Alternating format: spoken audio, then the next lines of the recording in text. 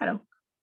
In my previous video with the title, I have already told you 3 times, there was one aspect that I consider very important and I didn't mention. If it would be only up to me, I would say, not just the word I heard was bothering to me, but the energy those words came from. But one of my friends, who happens to be an engineer, educated me. Energy is what you can heat with and measure in kilojoule. All the rest is esoteric bullshit.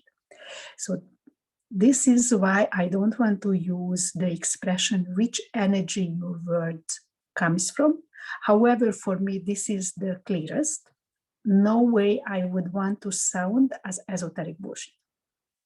But you can easily find scientific research which shows not what I say, but how I say is much more important.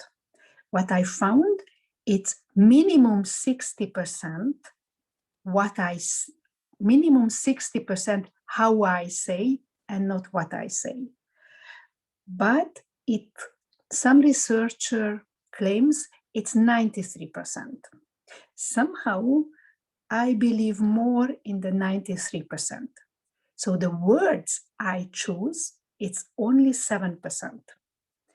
Maximum 40%, and maybe it's only 7% what I say, and how I say is much more important.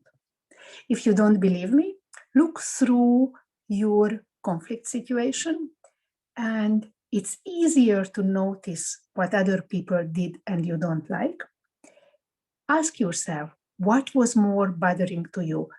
What you heard or the way it was expressed? Very often, the way it was expressed is more bothering.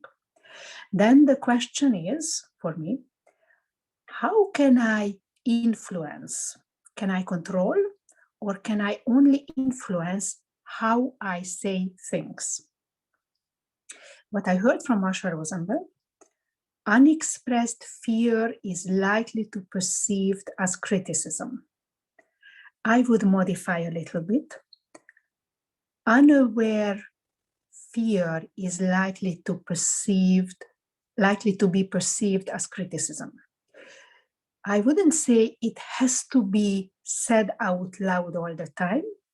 In my experience, if I just become aware of it, that already it is a big step.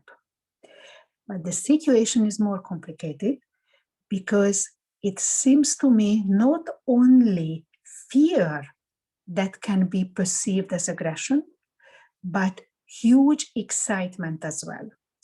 In my previous situation, I had the impression the person I was speaking with, I experienced him a little bit more pushy than my comfort zone because he was so convinced his way is the highway and it's very important, and was more like excitedly wanting to help me.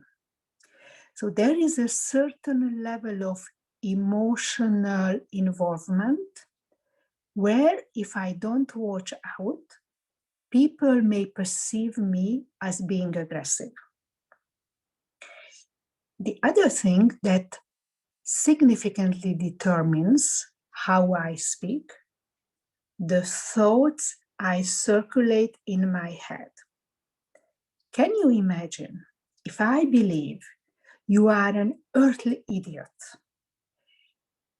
the way I will communicate to you, even if I don't use critical thoughts, you may perceive me as me being aggressive toward you.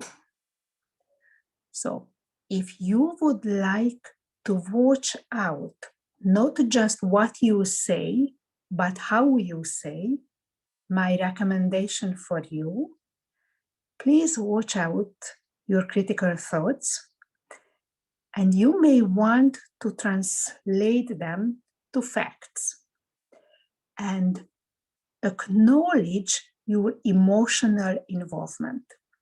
If I name it, I own it. Before I name, it owns me. If I'm able to name my feelings, even if I say them out loud or not, just I am aware of them. From that moment, they don't own me, but I own them. What to do if I am not happy the way the other person communicates to me, and I would like to give objective feedback? This is very challenging. If the other person often looks inside and they can identify for themselves how they are, then you may want to mention this emotional charge. If the other person doesn't have this habit, then probably they don't have this awareness. And if you mention it, it might be more likely to create distance than the ideal closeness you would like. You can easily end up in a dialogue. You are tense. No, I am not tense. And then what can you do?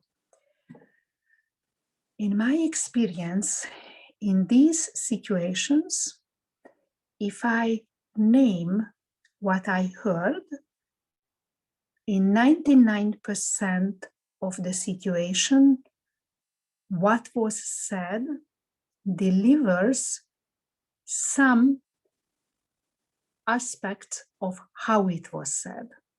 Because what was said, if I name it as an observation, then hopefully it helps the other person to acknowledge something happened and I didn't like.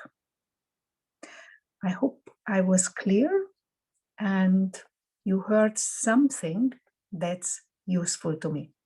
I wish you all the best.